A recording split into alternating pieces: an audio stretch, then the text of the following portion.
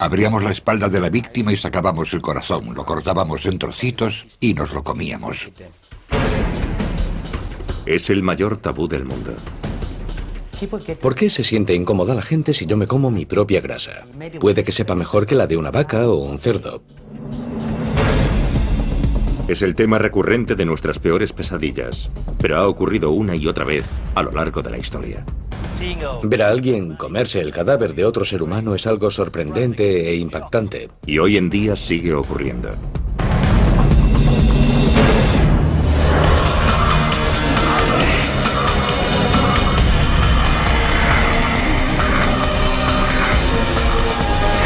Extraños rituales.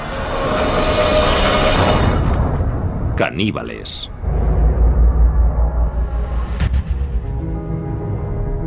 Canibalismo siempre ha sido la transgresión por excelencia. Es un viaje en el que una vez has cruzado la línea, ya no hay marcha atrás a los ojos de mucha gente. Siempre hay algo peligroso en ti. Las personas que han comido a otros seres humanos siempre nos han fascinado y horrorizado. Cuando pensamos en canibalismo, nos sentimos especialmente incómodos si pensamos en un miembro de nuestra sociedad involucrado en un comportamiento caníbal. Es mucho más cómodo pensar en alguien que hace algo así en un lugar muy lejano o que lo hizo hace mucho tiempo. Pero la verdad es que el canibalismo no forma parte solo de la historia antigua. Desde las junglas de África Occidental hasta las galerías de arte del Tokio moderno, los seres humanos siguen haciendo lo impensable y consumiendo carne humana. El término caníbal se acuñó cuando Cristóbal Colón llegó a la costa noroeste de Cuba en noviembre de 1492. Los nativos arawak le contaron relatos terribles sobre una tribu devoradora de hombres a los que llamaban caribes. Debemos tener en cuenta que él esperaba encontrarse caníbales. Al encontrar a alguien que era salvaje e incivilizado, había muchas posibilidades de que fuese caníbal, o al menos eso se pensaba. Aunque los historiadores posteriores pusieron en duda la veracidad de esos relatos, la palabra caribe fue modificada por los españoles en canib y posteriormente en caníbal, y pronto se convirtió en el término habitual para designar a quienes se alimentan de carne humana. 3 décadas después de Colón, el conquistador español Hernán Cortés llegó a Tenochtitlán, el centro del imperio azteca. Y lo que vio allí en el templo de la Gran Pirámide pronto se convirtió en materia de leyenda. Los conquistadores describieron decenas de miles de calaveras humanas apiladas, templos por los que corría la sangre humana y que estaban llenos de cadáveres desmembrados. Cortaban los brazos, las piernas y la cabeza, y se comían los brazos y las piernas en banquetes ceremoniales. Los guerreros aztecas que conseguían más víctimas para el sacrificio ritual eran recompensados con dinero y poder. Los sacerdotes tenían el gran honor de comerse el corazón de la víctima del sacrificio. En 1996, en una Liberia destrozada por la guerra, los periodistas se encontraron cara a cara con una nueva generación de caníbales de guerra. La República de Liberia, situada en África Occidental, se hizo famosa por las terribles imágenes de los soldados menores de edad que corrían enloquecidos por su capital, Monrovia. Hay una imagen grabada, la del típico niño soldado africano con una AK-47. Pero en realidad hoy los niños son utilizados como soldados en casi 20 países en todo el mundo. En Liberia, niños de apenas 7 años fueron obligados a alistarse en unidades militares y a cometer atrocidades increíbles, incluido canibalismo. A veces los comandantes obligaban a los niños a cometer atrocidades, incluso contra miembros de su propia familia o su comunidad, para que al niño le resultase casi imposible huir y volver a casa.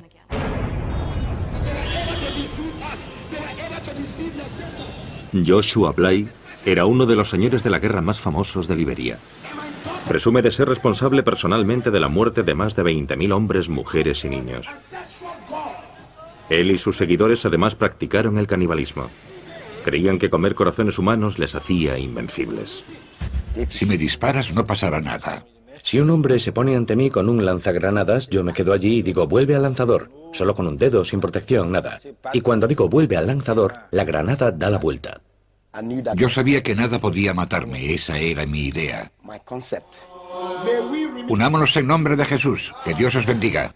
Joshua Bly ahora dirige un centro de rehabilitación para ex niños soldado, muchos de los cuales lucharon con él. Durante la guerra, Joshua era conocido como el general trasero desnudo, porque estaba tan seguro de que era invencible que entraba en combate ataviado simplemente con un par de botas. Luchaba desnudo porque nuestra tradición me había concedido poderes.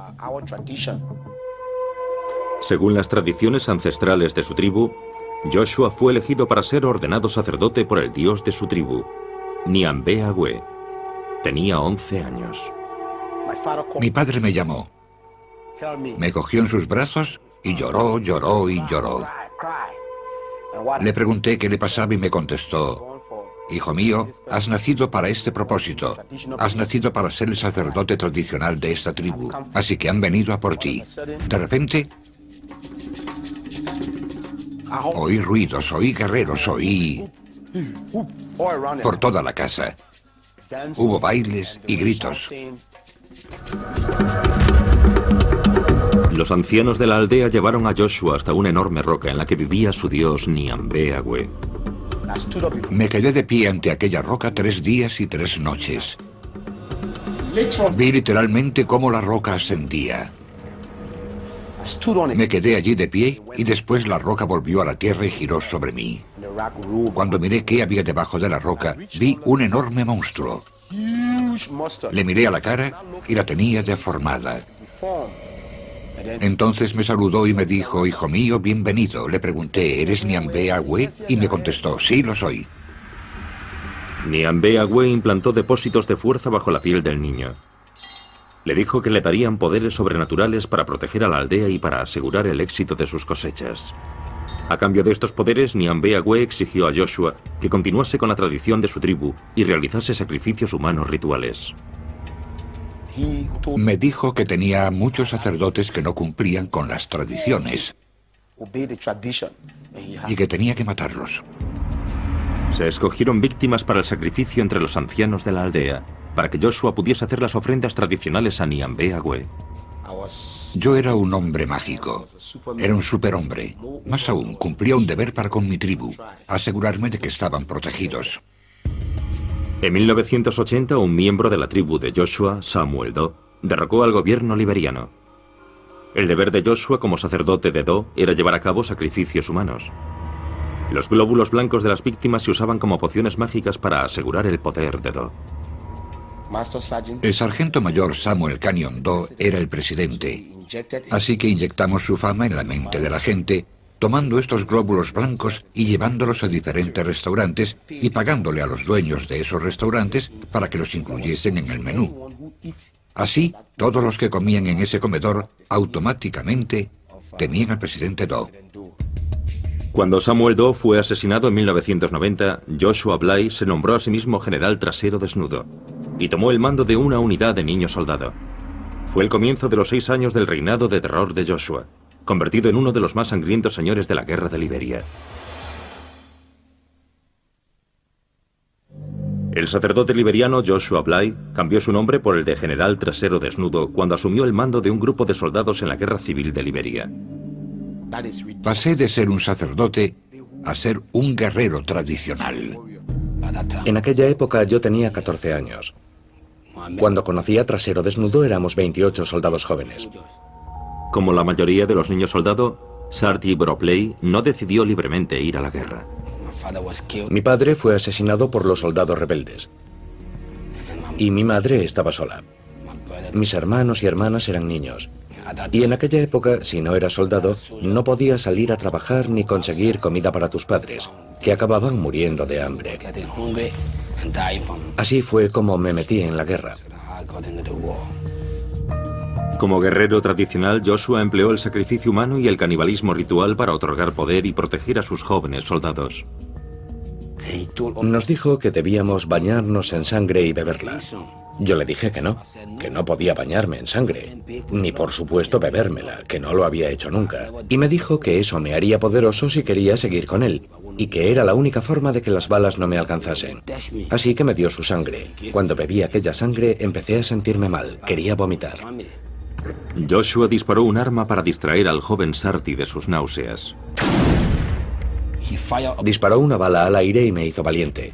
Cada vez que oigo un disparo me vuelvo valiente. Y después me preguntó, ¿cómo te sientes? Le contesté que cuando disparaba mi corazón latía y que me sentía valiente, que quería luchar, y se echó a reír. Los hombres de Joshua realizaban sacrificios humanos rituales antes de cada batalla para aumentar sus poderes y ser invencibles. Es como un toquecito al poder que ya tienes. Había que activarlo para luchar. Todo el mundo tenía un día en el que debía hacer un sacrificio humano. Llegó mi momento. Me dijo, hoy sacarás tú el corazón. Abríamos la espalda de la víctima y sacábamos el corazón, lo cortábamos en trocitos y nos lo comíamos. Si éramos 15 hombres, hacíamos 15 trozos y nos los repartíamos. Y él cogía el más grande, se lo comía, y después nos daba a los demás y todos comíamos. Y bebíamos sangre y nos bañábamos con ella. Así que yo empecé a acostumbrarme. Se convirtió en una parte de mí. Entonces, cada vez que teníamos un ataque, y era un ataque importante, antes de combatir, hacíamos un sacrificio. Y si teníamos 10 ataques el mismo día, comíamos 10 corazones el mismo día. Los soldados de Joshua también mataban y se comían a sus enemigos tras la victoria. Dicen que si una persona es un guerrero, si es espiritualmente poderoso, cuando lo matas consigue su poder. Si un enemigo fuma, no nos comemos su corazón, no sirve. Los relatos de los poderes mágicos de Joshua infundían miedo a sus enemigos. Cuando yo grito, todos los que están a mi alrededor quedan hipnotizados. Cuando despierto, abro las manos y grito. Nos dispersamos porque era muy poderoso. Trasero Desnudo llegó al frente cantando una canción tribal. Tenía un hacha en la mano y yo me sentí débil. Muchas personas declararon que Joshua era capaz de hacerse invisible a voluntad. Cuando el fuego es muy intenso, a veces desaparece. Si me disparas no pasa nada, puedo desaparecer. ¿Se volvió invisible? Sí, por supuesto. En 1996, los 6 años de campaña de canibalismo y asesinato de Joshua llegaron a su fin cuando se convirtió al cristianismo. ¡Alabado sea el Señor! Actualmente Joshua está siendo investigado por crímenes de guerra por la Comisión para la Verdad y la Reconciliación de Liberia. Mis ojos se abrieron cuando me convertí al cristianismo y descubrí que Nyambea-Gwe era un fraude. He encontrado un poder mejor. Y ese poder es el nombre de Jesús. Y ese poder está en la sangre de Jesús. Jesús tomó el control de mi vida desde 1996. Les dije a los otros, mirad, yo era uno de los vuestros y he encontrado un poder mejor. Y no nos cansamos de repetir cuánto lamentamos haber causado tanto mal a esta nación. Alabado sea el Señor. Cuando Trasero Desnudo se marchó, yo me uní al grupo de operaciones especiales. Allí fumaban droga. Y si no fumas droga, no puedes hacer lo mismo que ellos. Y me encontré en el gueto. Así que un día, Trasero Desnudo entró en el barrio marginal y me encontró. Se echó a llorar y me dijo, hijo mío, ¿cuánto hacía que no te veía? Yo contesté, sí, aquí estoy. Él me dijo, Dios te ama, quiero que abandones este gueto y me sigas. Y abandoné el gueto, y desde entonces no he vuelto a tomar drogas. Pero yo me pregunto si la sangre de Dios será capaz de reconstruir esta nación. Dejadme que os diga que esta nación tiene a Dios de su parte.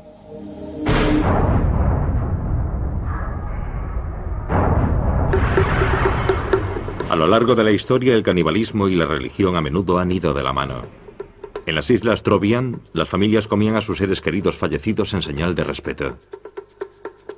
El consumo de ciertas partes del cuerpo humano en el marco de determinados rituales funerarios está considerado una forma de compartir el destino de una persona a la que estás muy unido. La filosofía subyacente es muy sublime. En realidad es muy profunda y hermosa en muchos sentidos. La idea del canibalismo se encuentra incluso en la base del ritual de comunión cristiano. Esta es mi sangre. Podemos entender la idea de que Jesús entre en el pan y en el vino, que se convierta en su carne y sangre. Te amamos y te alabamos, Señor. Gracias, Señor. El cristianismo encontró su primer caldo de cultivo en la antigua Roma, una sociedad plagada de violencia ritual. Y de los primitivos cristianos se rumoreaba que con la Sagrada Comunión celebraban un ritual caníbal. Adelante, clava tu cuchillo en el bebé, recibe la sangre joven y fresca, moja tu pan en ella, tómala libremente. Los romanos usaron las acusaciones de canibalismo para justificar la persecución de los primeros cristianos. Esa acusación nos permite comprender cómo entenderían otros pueblos las tradiciones cristianas occidentales, o cómo malinterpretarían esas tradiciones, del mismo modo que nosotros podemos malinterpretar las tradiciones de otras sociedades. En la Varanasi actual, en el norte de la India, hay una secta hindú conocida como los Aguri, que también padece los rumores de canibalismo. Hay mucha mala prensa popular que describe a los Aguri como salvajes de mirada aterradora. Los Aguri son seguidores del dios hindú Shiva. Sus rituales sagrados implican abrazar todo aquello que consideran repulsivo. Agur literalmente significa no horrible, y en realidad es un estado mental. Es un estado psicoespiritual en el que no hay discriminación ni aversión o miedo contra nada o nadie.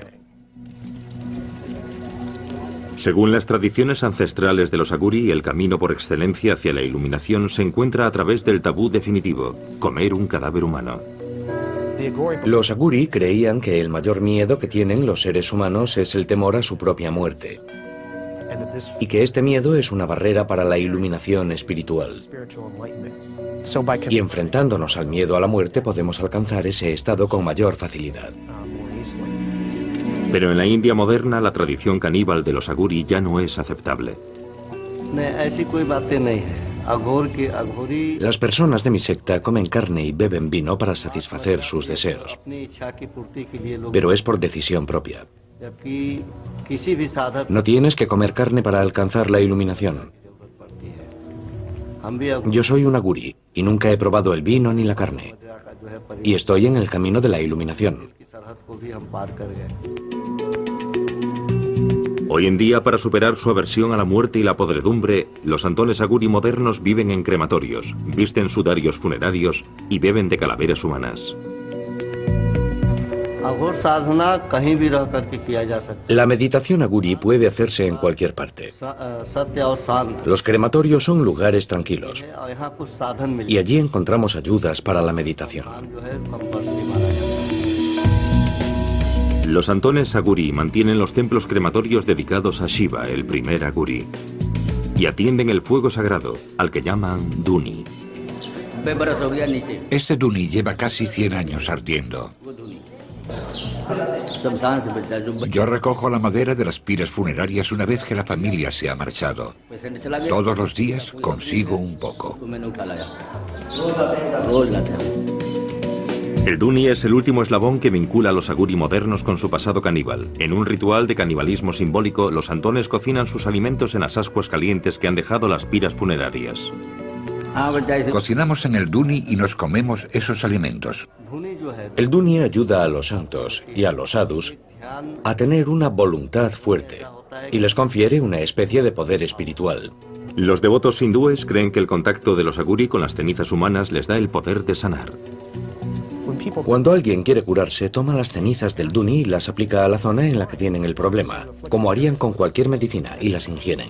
Y también se las llevan a casa y las usan ritualmente. A la mayoría de los Aguri actuales, la antigua tradición de comer carne humana les produce tanto horror como a un cristiano moderno. Hace años la gente comía carne y bebía alcohol en este templo, pero se dieron cuenta de que lo que hacían estaba mal. Pero el ritual más famoso de los Aguri no es enteramente cosa del pasado. Sabe un poquito dulce y hace que la lengua se te hinche.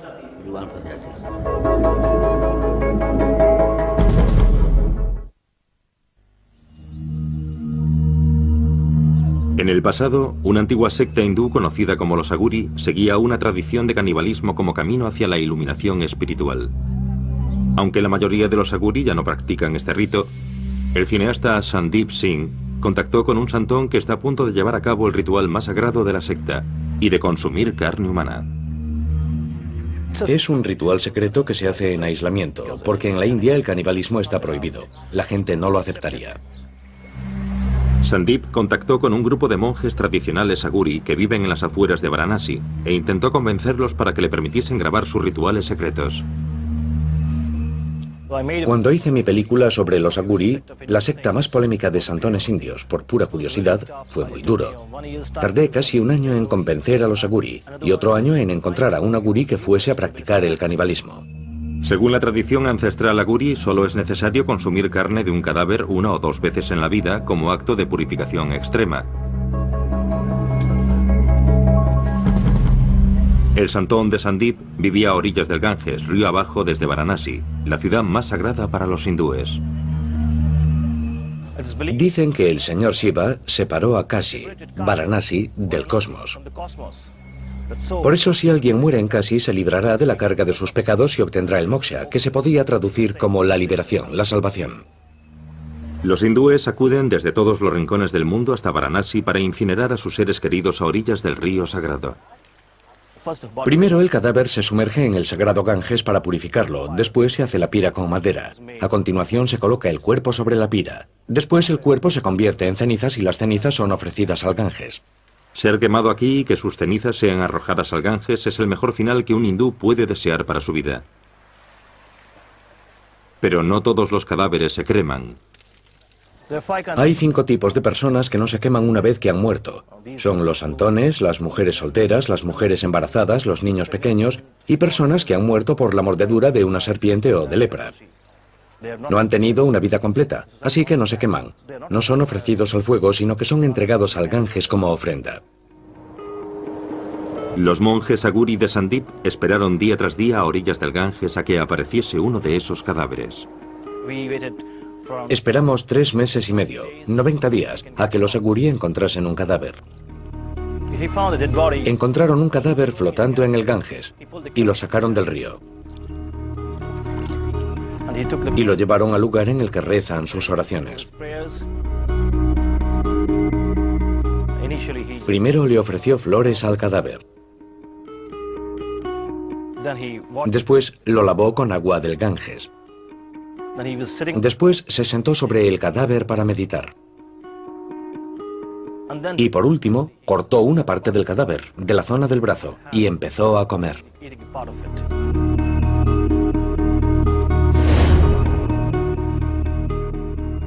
Se comió una parte.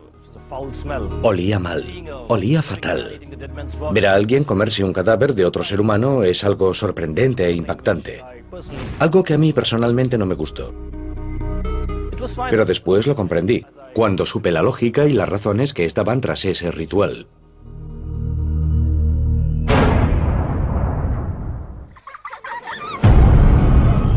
El miedo a ser comido es algo que casi todos los niños conocen.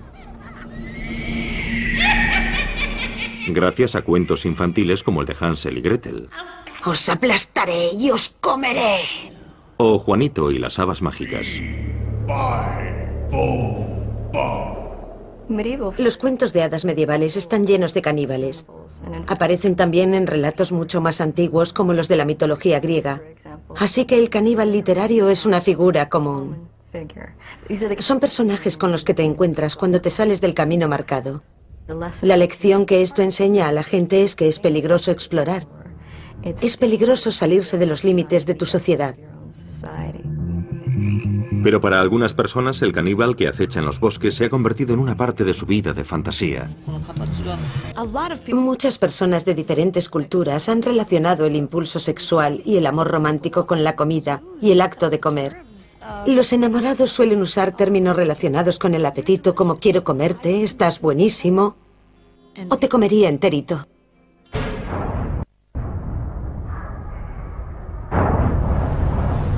El deseo sexual siempre ha sido uno de los impulsos más fuertes de la humanidad y ha llevado a muchas personas a descubrir las partes más oscuras de su imaginación. Sí, cuando me gusta alguien, quiero ver a esa persona lo máximo posible y olerla, besarla, lamer su piel. Y siguiendo esa línea, para mí es muy natural desear comer su carne. En París, en 1981, Issei Sagawa hizo realidad sus fantasías caníbales cuando mató y se comió a una compañera de clase, Renée Hartebel. Disparó a René en la nuca con un rifle del calibre 22 cuando ella rechazó sus proposiciones. Después procedió a desmembrar e ingerir partes de su cuerpo. 2 días después, cuando intentaba deshacerse de su cadáver mutilado en un parque, fue detenido por la policía francesa. Los tribunales franceses le declararon incapacitado mentalmente y hoy vive en Tokio y es un hombre libre.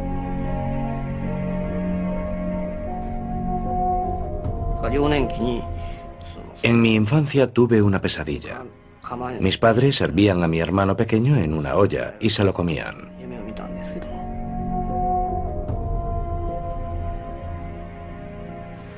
Mis padres y mi hermano son gente normal, así que todavía no entiendo por qué yo soy el único que tenía esa extraña obsesión con el canibalismo. No lo entiendo. Y me gustaría averiguarlo antes de morir. Como había matado a una chica y me la había comido, creía que nunca podría volver a salir con nadie. Pero la primera carta que recibí en la cárcel francesa fue de una alumna de un instituto japonés. La segunda carta fue de una mujer francesa de unos 30 años que me decía que yo era una víctima de una sociedad dominada por los hombres. Me sorprendió. Siempre me he preguntado por qué les fascinaba tanto. Todavía no sé cuál es la razón. Si yo no fuese un criminal, sino una persona normal, nunca me acercaría a un criminal como yo. Issei ha sido protagonista de programas de televisión, reportajes de prensa, páginas web y canciones de rock. Pero a pesar de la fascinación de la opinión pública con su crimen, en su vida diaria Issei es tratado como un proscrito. Incluso en mi propio barrio, cuando la gente se entera de quién soy, me ignoran completamente si los saludo por la calle. Es un odio total. Sé que es algo natural, pero sigue siendo duro. Por supuesto, antes de pensar en mi vida, debo pensar en René y en su familia. Ellos sufren un dolor terrible. Si yo me encontrase en su lugar, si mi hija hubiera sido devorada por un hombre pequeño y de cara amarilla, creo que realmente no podría soportarlo. Incapaz de encontrar trabajo, Issei dedica sus días a explorar su obsesión por el cuerpo femenino en sus dibujos y pinturas. Desde muy joven, siempre me he sentido atraído por las mujeres occidentales. Y todo comenzó con Grace Kelly. Empecé a comer por las nalgas, así que estoy obsesionado con las nalgas. Vi una foto como esta y no pude resistirme a dibujarla. Prefiero las nalgas a los pechos, pero estos me parecieron bonitos, así que los dibujé. A la hora de comer, los pechos son todo grasa y realmente no son comestibles. Esta es la señorita Aya Ueto. Es muy popular últimamente. No solo quiero comérmela, sino que creo que es una actriz con muchísimo talento. Y todavía es joven.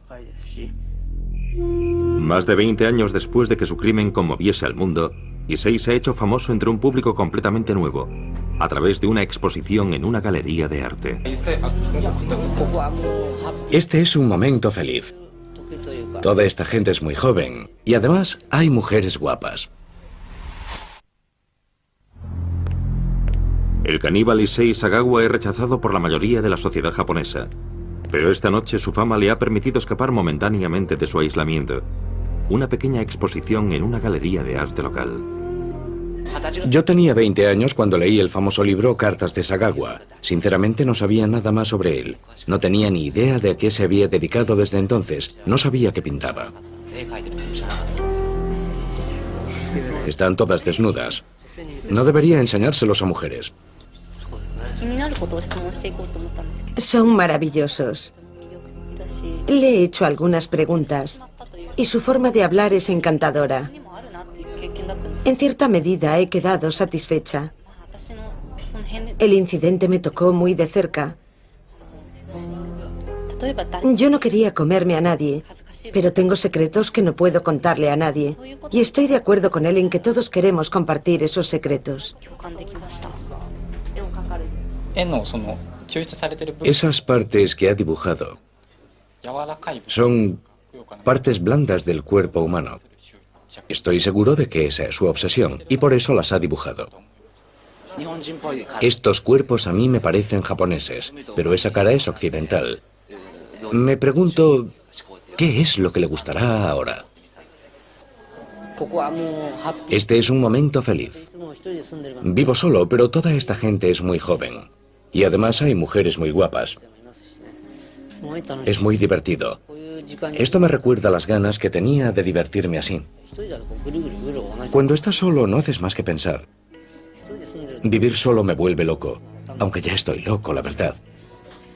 Pero ahí fuera hace frío y estoy solo.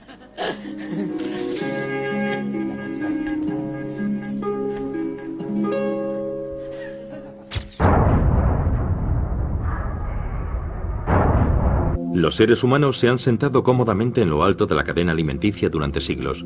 Así que es natural que uno de los mayores tabúes que rodean al canibalismo sea nuestro miedo a convertirnos en una fuente de alimento. Si llegásemos a considerarnos carne, comida, acabaríamos con la idea de que somos especiales. Y eso chocaría con cualquier noción de lo que significa ser humano. Desde el siglo XIV, cuando los marineros náufragos echaban a suertes quién sería el primero en servir de alimento, hasta el accidente aéreo de 1972 en los Andes, circunstancias extremas a lo largo de la historia han obligado a diferentes personas a superar el mayor tabú de todos y a ver al prójimo como comida. Este tipo de situaciones llega al corazón de las personas cuando se enteran de ellas, porque hay un miedo primario a dos cosas. Una, a encontrarse en una situación en la que tienes tanta hambre que no te queda otra alternativa que comerte a alguien que conoces. Y dos, a que te coman. Desde el asedio de Jerusalén en el año 70 después de Cristo al sitio de Leningrado durante la Segunda Guerra Mundial, las poblaciones hambrientas se han visto obligadas a alimentarse de los muertos y de los vivos. En Leningrado, los cadáveres abandonados eran convertidos en carne para consumo, y los niños desaparecían misteriosamente. Al final, la policía se vio obligada a formar una división dedicada únicamente a perseguir casos de canibalismo. Los asesinos cumplen su condena y vuelven a la sociedad. El canibalismo es diferente porque es la transgresión de una regla social profundamente arraigada. Es algo con lo que las personas se sienten permanentemente incómodas.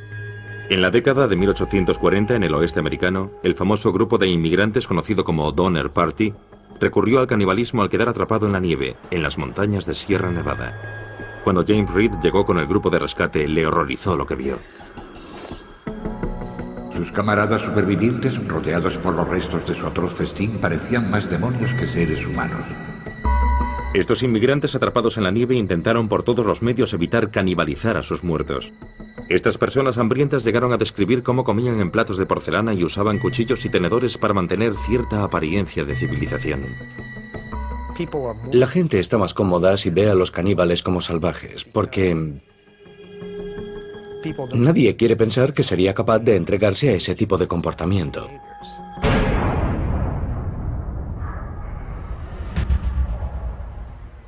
En Copenhague, Dinamarca, muy lejos de las junglas de nuestra imaginación, el artista danés Marco Evaristi ha creado una obra de arte que explora el tabú de los humanos como comida. El arte hoy es una especie de experimento científico, especialmente si mis obras hacen pensar. Marco ha utilizado más de una vez tácticas escandalosas para atraer la atención hacia el mensaje que se oculta tras su arte. Para su trabajo más reciente, Marco se ha hecho una liposucción y ha usado su grasa para hacer albóndigas. Ha llamado al resultado polpette al grasso di Marco, o albóndigas de grasa de Marco, y las ha enlatado con una etiqueta diseñada por él mismo. La gente debe pensar que si se come mis albóndigas está comiendo arte. La preparación de las albóndigas fue solo el primer paso en la creación artística.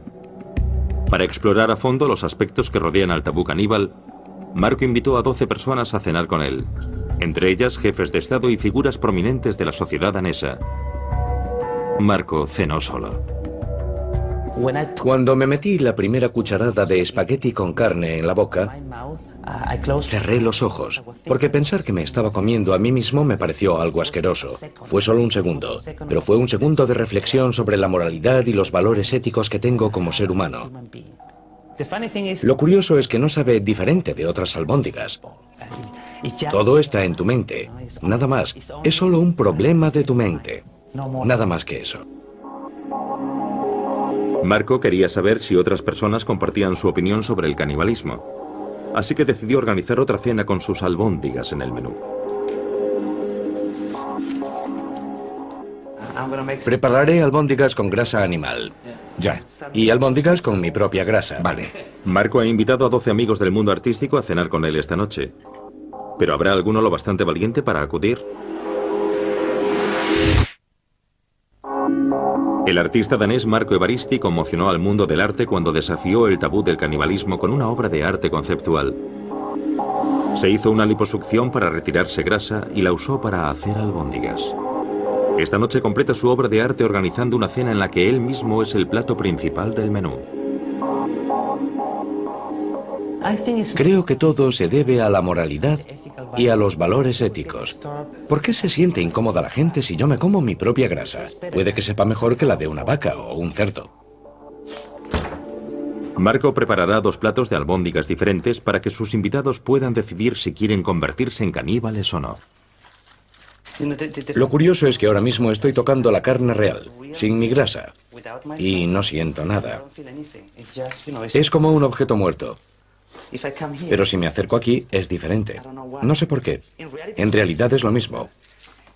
Pero es mi conciencia. Mi adoctrinamiento sobre la carne humana o sobre la grasa humana. Bueno, le pondré más ingredientes porque voy a vomitar.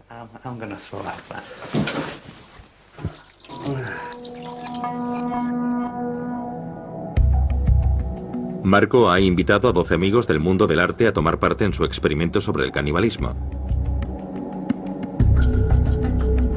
Entre los invitados se encuentra Mary Louise Sorizzo, historiadora del arte. Tenemos una representación amplia de personas. Marco los conoce un poco a todos. Son personas con las que creo que todos nos podemos comparar. Así que será interesante ver quién cenará qué esta noche. El elemento central de la velada artística de esta noche serán las albóndigas preparadas con la grasa corporal de Marco. He devorado arte toda mi vida, así que creo que aceptaré la invitación. De las 12 personas que fueron invitadas, solo 7 han sido lo bastante valientes para acudir. ¿Huele bien? ¿Cuál es cuál? Vale, estas llevan mi grasa y las grandes son albóndigas normales, ¿vale? Se parecen mucho. Las he preparado exactamente igual. La única diferencia es que he puesto un poco de mi grasa en unas y en las otras nada. Las damas primero. Yo normalmente no suelo comer mucha carne, así que me pondré sobre todo pasta. ¿Quieres otra, una normal? ¿Sí o no? Soy normal, no caníbal. ¿Tú tienes más contenido en grasa que los animales o es igual? La grasa es grasa, no hay diferencia. Porque tú eres delgado, Marco. No sé de dónde has sacado la grasa.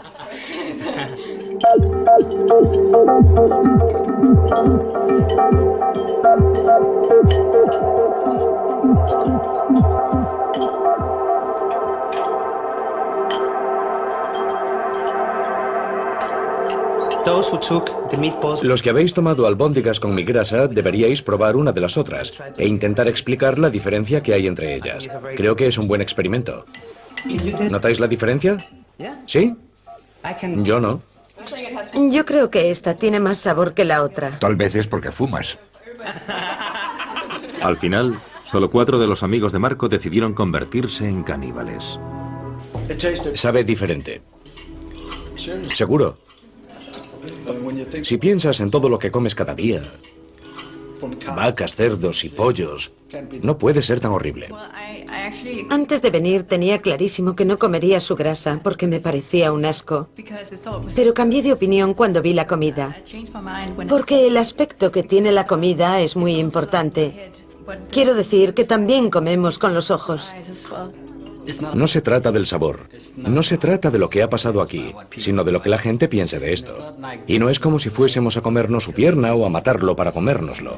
Solo es material sobrante que ha eliminado de su cuerpo, así que no tengo ningún problema al respecto. Sabe a albóndiga normal. Para los demás, la idea de ingerir carne humana se convirtió en un tabú insuperable. Antes de venir aquí pensé, yo no soy caníbal, no puedo comer esto. Es un asco ya solo la idea de pensarlo. Yo no quería hacerlo. Por supuesto podría comérmela, pero no me gusta la idea de comerme a otra persona. No, nunca lo haría. Creo que he tenido demasiadas experiencias visuales.